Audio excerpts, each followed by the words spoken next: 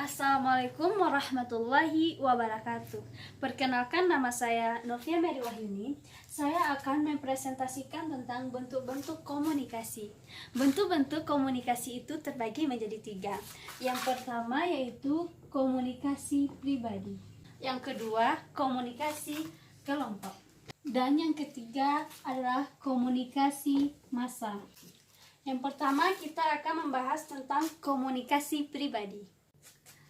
Komunikasi pribadi ini juga terbagi menjadi 2, yaitu komunikasi interpersonal dan antarpersonal. Yang pertama yaitu interpersonal. Komunikasi interpersonal ini komunikasi yang berasal dari diri sendiri. Contohnya, seseorang sedang berkaca, dan pada saat berkaca, dia melakukan dialog dengan dirinya sendiri. Dan dia mengatakan, kok saya tambah gemuk ya? Contohnya itu. Yang kedua yaitu komunikasi antarpersonal. Komunikasi antarpersonal adalah komunikasi yang berlangsung antara 2 orang yang terjadi secara kontak langsung dalam bentuk dialog. Komunikasi antarpersonal ini mempunyai 6 karakteristik. Yang pertama yaitu sifatnya 2 arah atau timbal balik. Yang kedua, feedbacknya langsung tidak tertunda. Yang ketiga, komunikator dengan komunikannya dapat bergantian fungsi. Contohnya, si A dan si B melakukan komunikasi. Si A menjadi komunikatornya dan si B menjadi komunikannya. Apabila si B mau memberikan informasi, si B berhak menjadi komunikatornya dan si A menjadi komunikannya. Dan yang keempat yaitu komunikasi ini tidak direncanakan.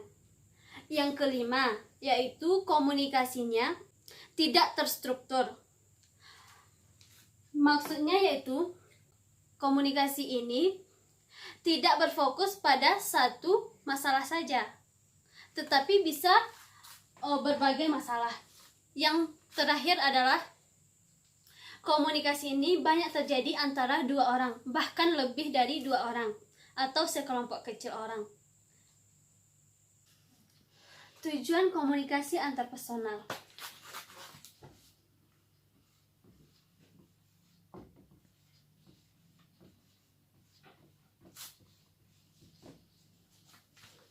Tujuan komunikasi antarpersonal ini terdiri dari 5 tujuan.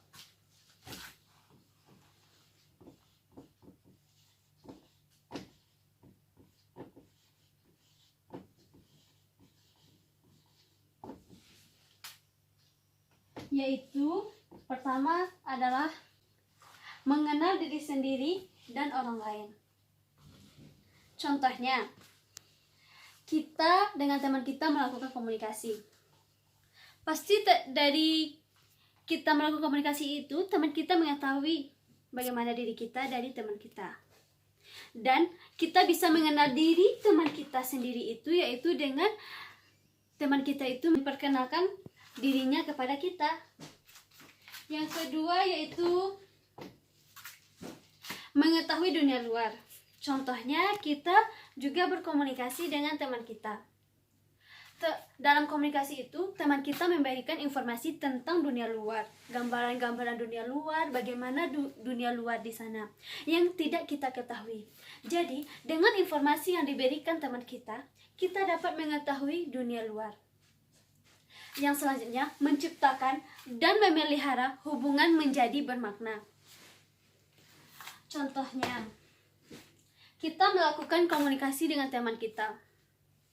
Kita pasti sharing-sharing dengan teman kita. Jadi, dengan melakukan komunikasi, sharing-sharing dengan teman kita itu, hidup kita menjadi bermakna. Dan keempat yaitu mengubah sikap dan perilaku. Contohnya, kita melakukan komunikasi dengan teman kita. Pada saat kita melakukan komunikasi, teman kita pasti menilai bagaimana kita memberikan informasi, berbicara dengan teman kita. Pasti teman kita menilai. Dari penilaian teman kita itu, dia akan mengatakan bahwa apa yang tidak disukainya pasti dia katakan kepada kita. Itu akan mengubah sikap dan perilaku kita yang sebelumnya tidak disukai teman kita dan sebaliknya.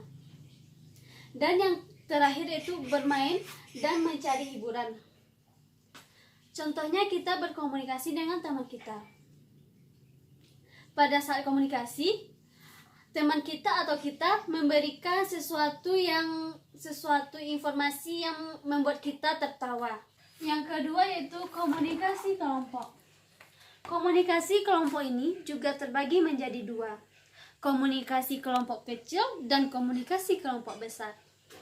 Komunikasi kelompok kecil ini adalah komunikasi yang terdiri dari 10 orang itu maksimalnya. Contohnya komunikasi dalam diskusi, forum, atau seminar, dan lain-lain. Yang kedua itu komunikasi kelompok besar. Komunikasi kelompok besar adalah komunikasi yang terdiri minimalnya 10 orang. Dan contohnya yaitu tablik akbar, konser, dan lain-lain.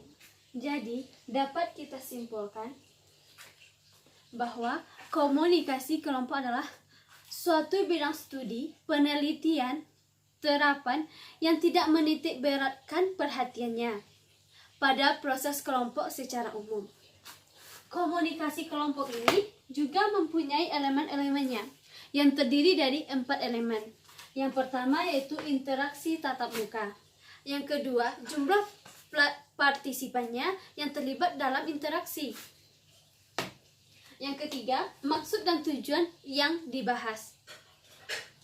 Dan yang terakhir yaitu kemampuan anggota untuk dapat menumbuhkan karakteristik pribadi anggota lainnya secara akurat. Selanjutnya yaitu karakteristik komunikasi kelompok.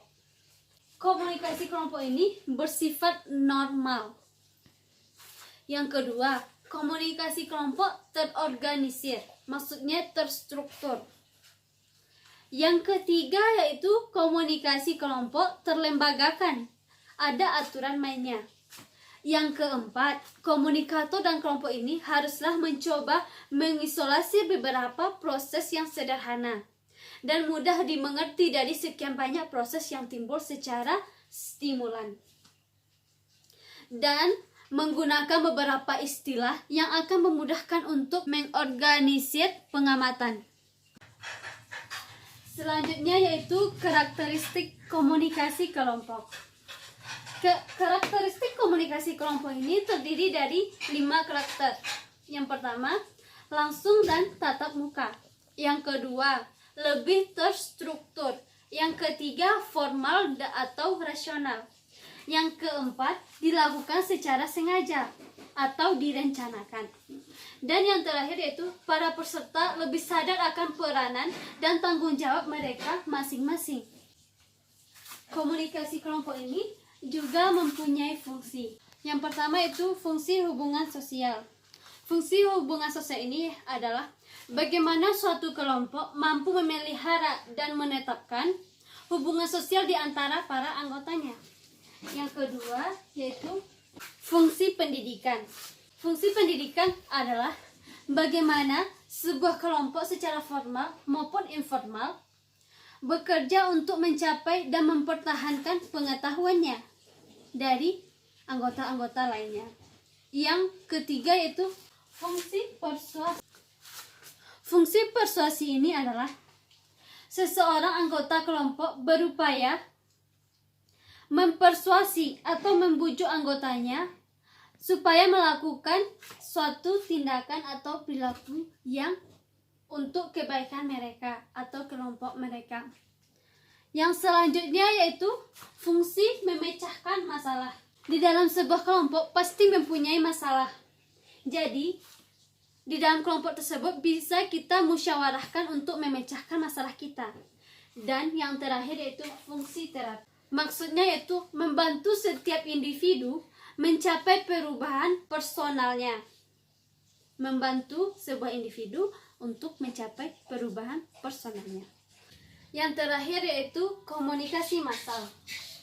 Komunikasi massal ini adalah suatu proses di mana komunikator-komunikatornya menggunakan media untuk menyebarkan pesan-pesan secara terus-menerus dan secara luas.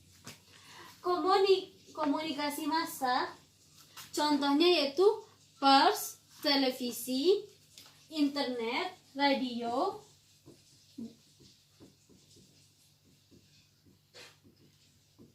film, dan lain-lain.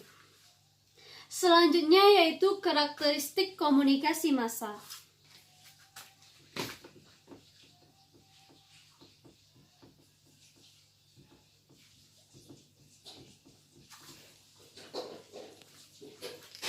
Karakteristik komunikasi massa. Yang pertama itu proses komunikasi massa sifatnya umum.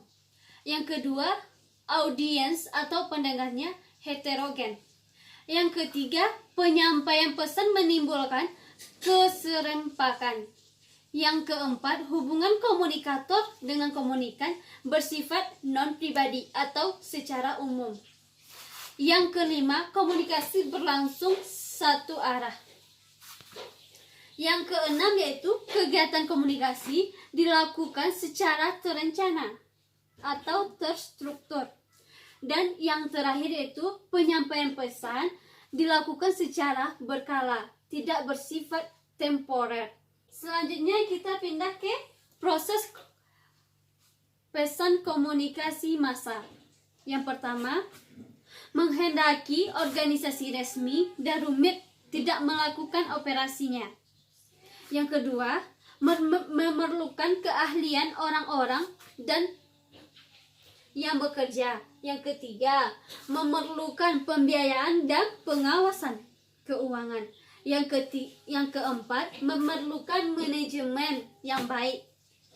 Yang selanjutnya itu memerlukan pengawasan normatif yang erat hubungannya dengan orang luar. Dan yang terakhir yaitu harus ada orang yang bergerak dalam struktur yang menjamin kontinuitas atau berkelanjutan dan kerjasama. Yang selanjutnya yaitu fungsi komunikasi massa. Fungsi komunikasi massa ini juga terbagi menjadi dua. Yang pertama fungsi terhadap masyarakat dan yang kedua fungsi terhadap individu. Pertama kita akan membahas fungsi terhadap masyarakat. Fungsi terhadap masyarakat ini mempunyai 4 fungsi. Yang pertama pengawasan lingkungan, yang kedua mobilitas, yang ketiga sosialisasi, dan yang keempat hiburan. Selanjutnya itu fungsi terhadap individu. Yang pertama pengawasan sama dengan fungsi terhadap masyarakat tadi. Yang kedua, mengembangkan konsep diri. Yang ketiga, fasilitas dalam hubungan sosial. Yang keempat yaitu substitusi dalam hubungan sosial. Yang kelima, membantu melegakan emosi. Yang selanjutnya yaitu sarana pelarian dari ketegangan. Dan yang terakhir yaitu sebagian dari kehidupan rutin. Selanjutnya yaitu dampak komunikasi massa. Yang pertama terhadap ekonomi. Contohnya, apabila segerombolan kelompok melakukan demo, pasti di dalam demo itu tidak tertutup kemungkinan melakukan sesuatu yang menyimpang. Contohnya, melakukan kerusakan, mengakibatkan kelumpuhan ekonomi. Yang selanjutnya, efek sosial. Efek sosial ini contohnya di dalam sebuah kelompok itu mempunyai banyak pendapat dan kadang seseorang itu tidak dapat menerima pendapat orang lain. Dan efek yang kedua yaitu efek pesan media massa. Efek pesan media massa ini terbagi menjadi 3. Yang pertama efek kognitif. Efek kognitif adalah efek hanya mengetahui saja. Yang kedua, efek afektif. Efek afektif ini adalah efek perubahan sikap. Dan yang terakhir adalah efek konatif. Efek konatif ini adalah efek untuk melakukan sesuatu perubahan.